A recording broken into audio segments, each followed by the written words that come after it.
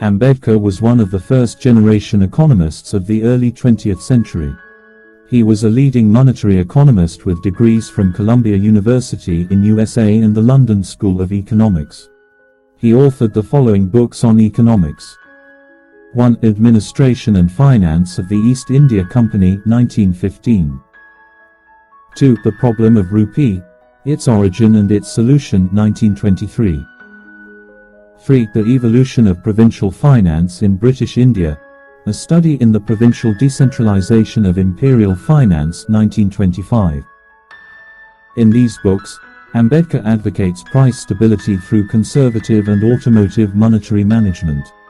In this matter, he criticized Keynes, who supported gold exchange standard GES while Ambedkar favored gold standard GS. GES is a monetary system under which the currency of one country is converted into bills of exchange of another country whose currency is convertible into gold at a stable exchange rate. Under this system, the country maintains its currency parity with gold without gold reserve. GS is a monetary system in which the standard unit of currency is a fixed quantity of gold and the country maintains gold reserve. The differences between the two monetary systems are summarized in the table: Gold Exchange Standard GES, Gold Standard GS. The currency of one country is converted, the standard unit of currency is into bills of exchange of another country, a fixed quantity of gold whose currency is convertible into gold at a stable exchange rate. The country maintains its currency parity, the country maintains gold without gold reserve. The reserve government manipulates the coinage to keep it at par with the value of gold. The problem of rupee is directly associated with the problem of inflation. A rise in inflation reduces real wages of workers belonging to the earning class. Therefore, the rupee should be stabilized, which is only possible when the purchasing power of rupee is stabilized, because devaluation of currency results in distributional effects and inflation. Stability in purchasing power of the rupee can be achieved only when financial management supports automatic monetary policy. Ambedkar was in its favor. In his doctoral thesis in the London School of Economics, he argued that gold exchange standard does not have stability in India.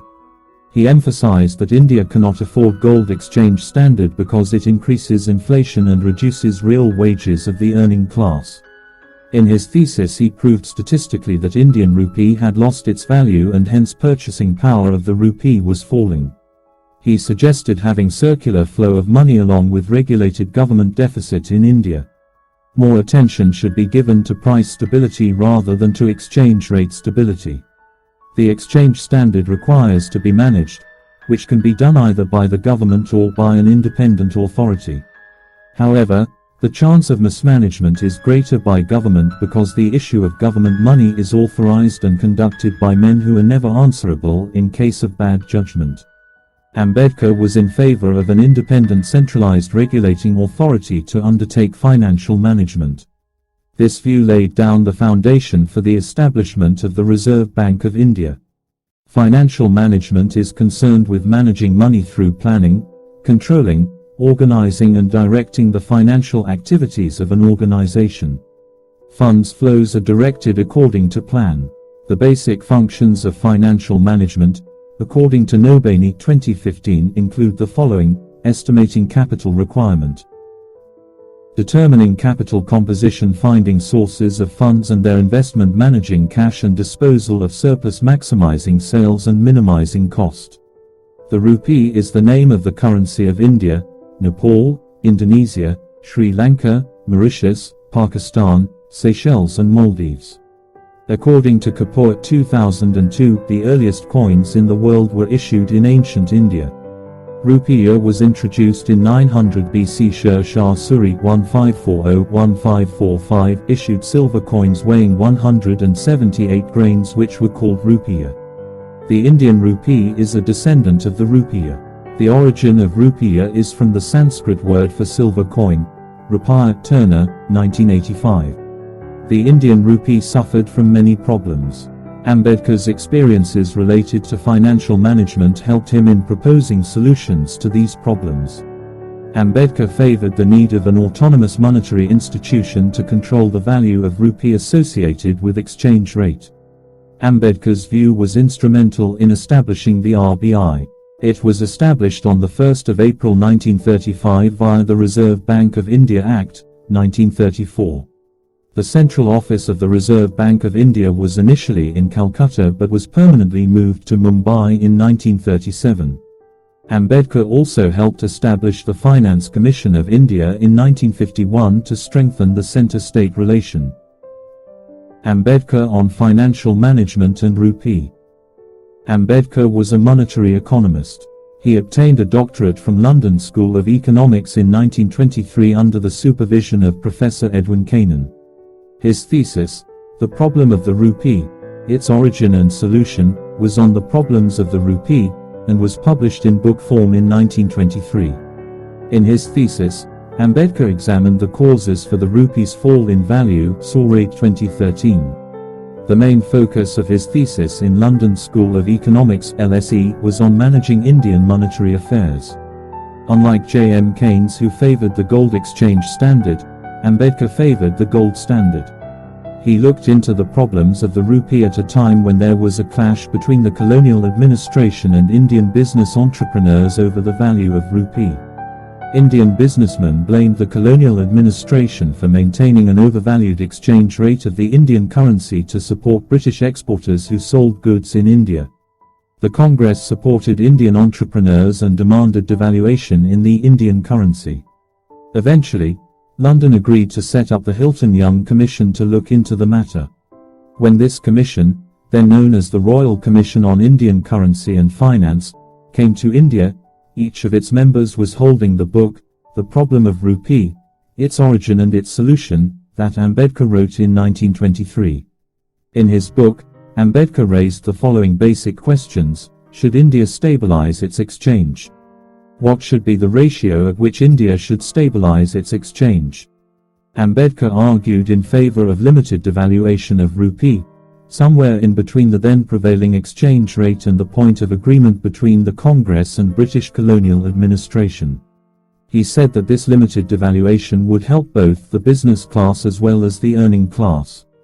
A devaluation of currency increases inflation.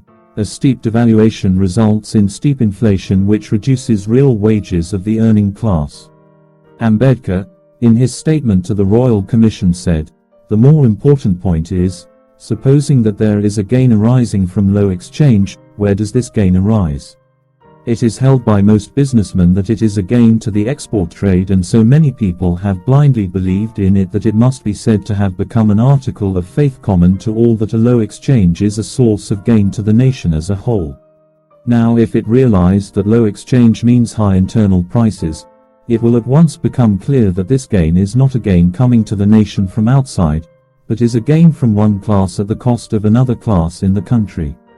Ambedkar posited the following facts before the Commission to reform the Indian currency. Coinage of Indian rupee should be stopped absolutely by closing the mints. Minting of gold coin should be opened for the coinage of a suitable gold coin. Ratio between the gold coin and rupee should be fixed.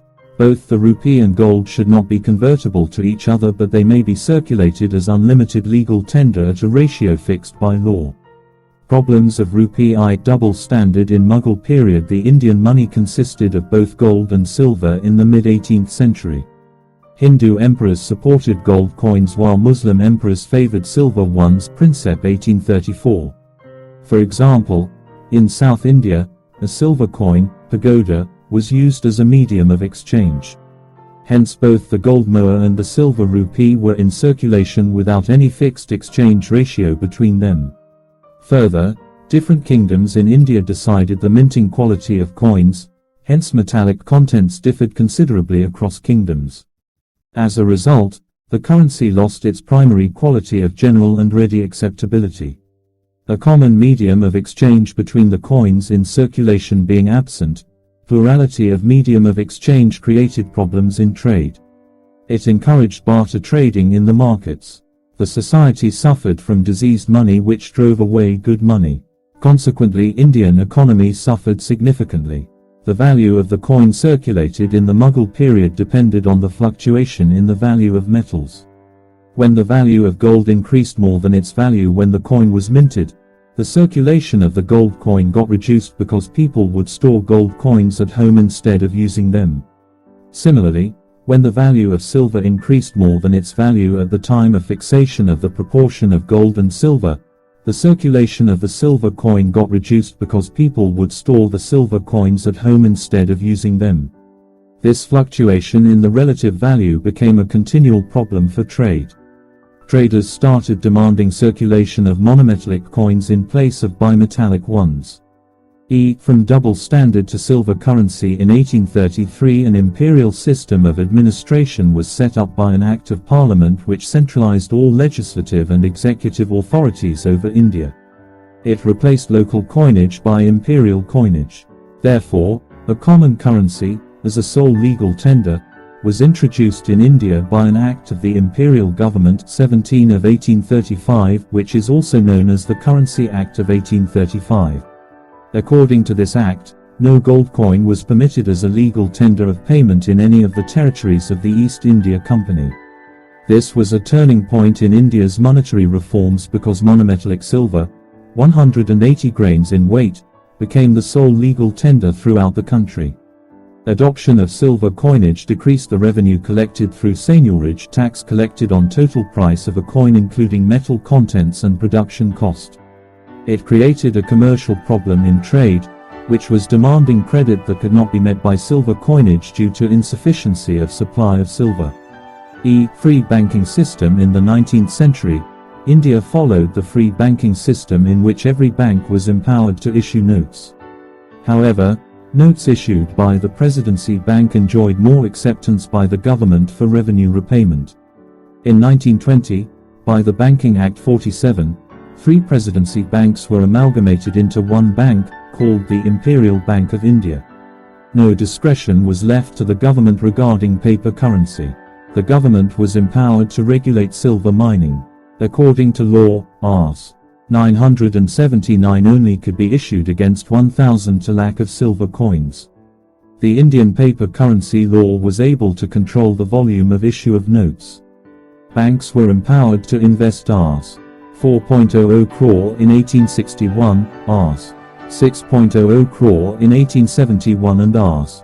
8.00 crore in 1890. Denominations of 10, 20, 50, 100, 500 and 1,000 notes were being issued in 1861. However, even the lowest denomination, Rs. 10, was too large to displace the metallic currency. Perhaps this was the reason why the paper currency could not have as much share as silver coins in total circulated currency, that is, silver coins plus paper currency. A 5 rupee note was issued for the first time in 1871. Lack of universal incashability. The country was divided into different circles for issuing paper currencies. Paper currencies were encashable only in the circle office from where they were issued. They were not encashable in another circle. Thus the Indian paper currency lacked universal encashability despite being legal tender. A regular supply of money. Both the demand and the supply of money should be kept equal, to keep a check on prices. But in any economy, the demand for money can never be predetermined because it depends on the population, trade and seasonal variations. For example, demand is slack in summer and brisk in autumn. Only money supply can be adjusted according to the fluctuation in the demand for money. Financial management involves managing circulation of both metallic and paper money. But the Indian Paper Currency Act did not permit an increase in supply beyond a limit. Paper notes became inelastic in nature. The demand for money, therefore, increased substantially, more than the supply because the purchasing medium of exchange is a function of both money and credit. It resulted in more demand for metallic money than for paper currency because the supply of the latter was restricted and inelastic. No check system. Credit was given in cash, not by check. This created a shortage of liquidity in banks. No connection between treasury and banking operation. The government treasury operated independently without any connection with the banking operation. Inelastic credit. Media amount of credit in operation was limited due to unavailability of check system and limited paper currency. This severely affected purchasing power. Low profit margin to businessmen. Businessmen dependent on banking operations for borrowing capital were subjected to seasonal fluctuations. Their profit margins could be wiped out because of the fluctuations. A sudden rise or fall in the rate of discount resulted in undertrading or overtrading. This increased business risk. Rupee sterling exchange variation. Both the Indian silver rupee and England's gold were made of different metals which were subject to vary in value over a period of time. However, the exchange rate was almost steady up to 1873 at the ratio of 1 to 15.5, but after that, the value of the Indian rupee fell substantially because of demonetization of silver in the international market and less production of silver. It affected trade between the two countries. India paid a higher amount of gold to England due to appreciation of gold value. Consequently, British administration in India increased taxes to raise revenue. Switching over to gold standard. India was following the silver standard while most of the prominent countries were following the gold standard. Under the prevalent system, the government was to pay in rupees in return for gold, in every case, and gold for rupees only in case of foreign remittances. Lindsay Committee 1898. The government of India had two reserves of currencies: paper currency reserve and gold standard reserve. The difference between the two is summarized in the following table. Paper currency reserve. Gold standard reserve held fully in rupees. Held partly in gold and partly in rupee. Was in the possession of the Secretary Government of India located in London in India. The Government of India was the Secretary of State was empowered to sell, reverse counsel, powered counsel bill, when there to sell when there was a want of gold. Was a want of rupee. The paper currency reserve was held fully in rupees while gold standard reserve was held partly in gold and partly in rupee. The gold reserve was in the possession of the Secretary of State located in London and the rupee reserve was in the possession of the Government of India located in India. The Secretary of State was empowered to sell, counsel bill, when there was a want of rupee, and the Government of India was empowered to sell, reverse counsel, when there was a want of gold. The basic points of the Indian currency system can be cited below. The gold sovereign was a full legal tender. The silver rupee was also a full legal tender. The Government of India undertook to give rupees for sovereigns but did not undertake to give sovereigns for rupees. That is, rupee was an inconvertible currency, unlimited in issue. Let us sum up. In this unit you have learned how Br. Ambedkar looked into the problems of the rupee at a time when there was a clash between the colonial administration and Indian entrepreneurs and businessmen over the value of rupee. The Indian rupee was suffering from a number of problems. 1. Double standard of both gold and gold exchange was adopted by British administration in India. 2. Every bank was empowered to issue notes at its liberty. 3. Paper currencies were encashable only in circle offices from where they were issued. 4. Paper notes were almost inelastic in nature. 5. The check system was not popular. 6. The value of Indian currency was highly volatile. In such a situation, Ambedkar's experiences related to financial management helped him in proposing solutions to these problems. He strongly supported gold standard, in which the standard unit of currency is a fixed quantity of gold and the country maintains a gold reserve. He emphasized that India could not afford gold exchange standard because it increases inflation and reduces real wages of the earning class. More attention should be given to price stability rather than exchange rate stability. He favored setting up of an autonomous monetary institution to control the value of rupee associated with exchange rate, which later came to be called the Reserve Bank of India.